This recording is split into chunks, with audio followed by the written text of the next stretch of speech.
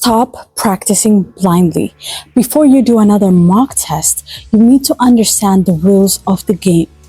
When I was preparing for my IELTS exam, which I scored an 8.5 overall, and that success started not with the book, but with deeply understanding the structure of the IELTS exam. And wait till the end of this video when I will give you amazing resources that have helped me and I'm sure will help you in your journey to scoring 7+ in IELTS.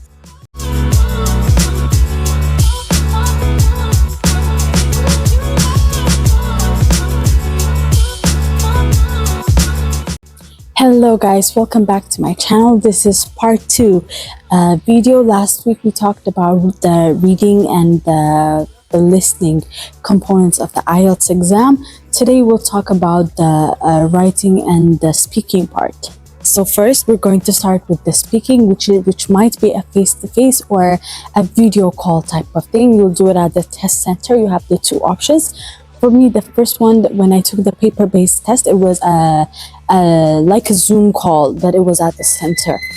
And then the second one, it was face-to-face, depending on your preference. For me, I preferred the first one where it was a Zoom call. It was better for me.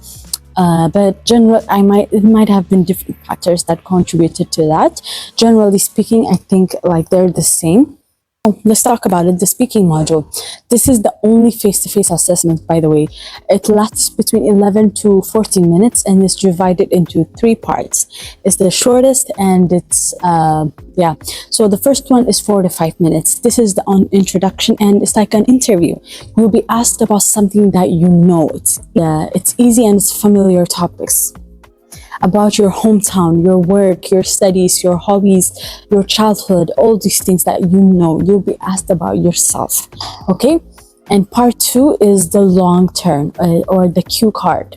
You get 1 minute to prepare and then you must speak for 1 to 2 minutes on that topic. So you have no idea. That topic could be anything, okay? It can be anything. My first one, I think it was about robots or something. I don't know. I don't remember, sadly, but the second one was about the environment. About some... Anyways, I'm very sorry, guys. I don't remember what exact things were. But the first one, I don't think it was about robots. I'm trying to remember. It was a very long time. Not a very long time. Okay, I'll come back to this if I remember. So anyways, I just want to elaborate more on this.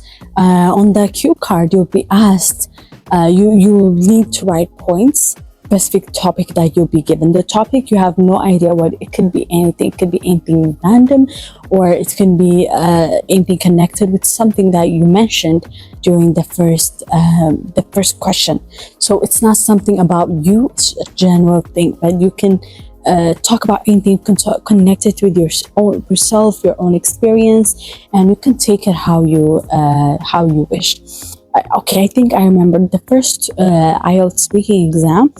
The first question I was asked about where I went to school, about the city that I live, and all of that, about the transportation system, all of that. The first part was that. The second part, I was asked about rules, what my opinion is about rules.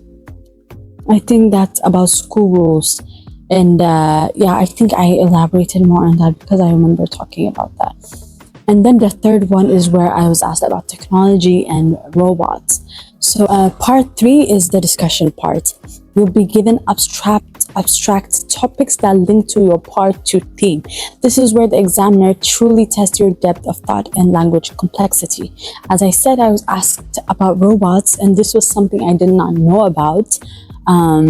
But here I somehow got the idea to link with Japan, and how in Japan, like, they're very much, technologically advanced, and what they do with robots, how, like, the different uses they have for them, because I saw maybe a news or something. And also generally about IELTS, as you're preparing for the exam, read articles, listen to the news, and try to widen just your general knowledge as well, because you, in the speaking and the writing, you'll know how to balance things and how to give balanced arguments and how to give examples and communicate well in the language.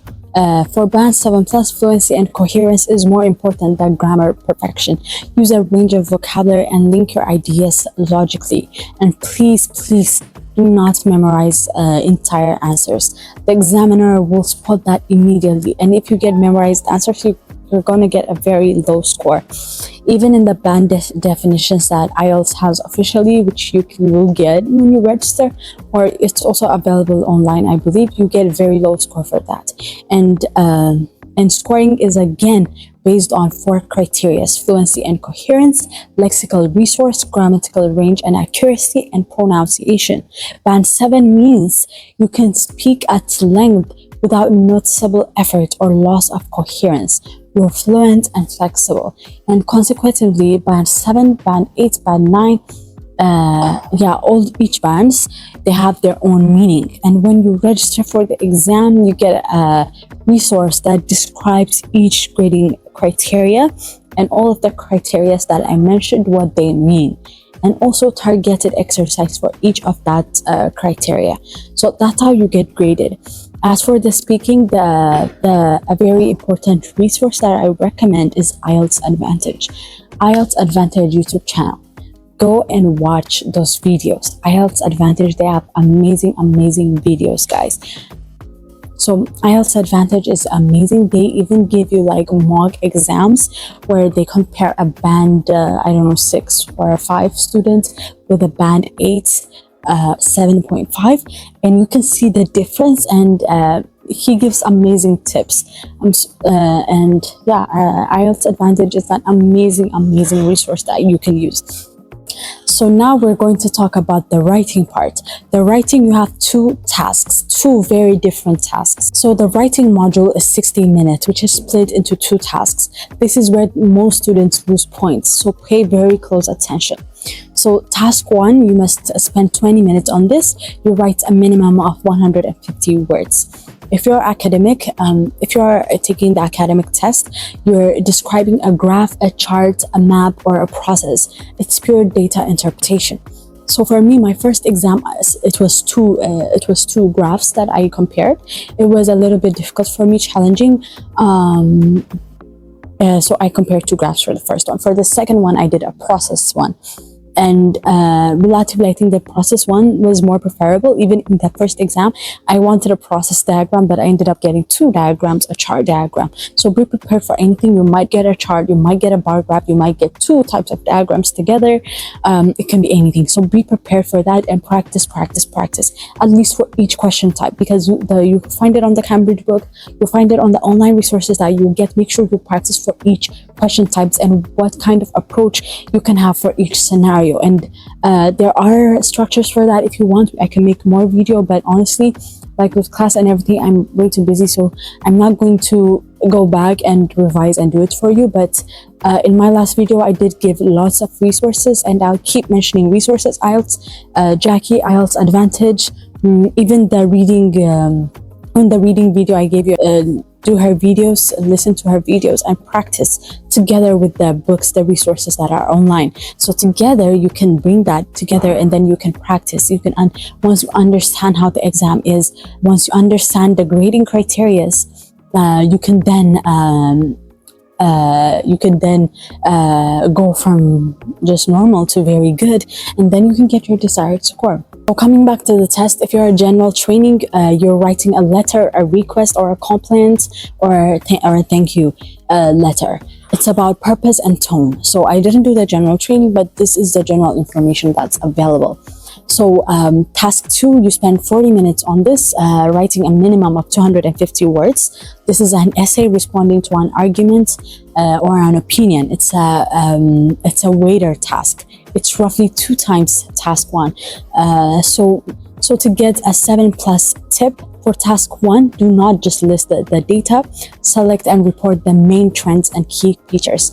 For task 2, you need to develop a crystal clear position and support it logically throughout. What you say from start to finish needs to make sense, and it needs to be coherent. You need to give examples for this.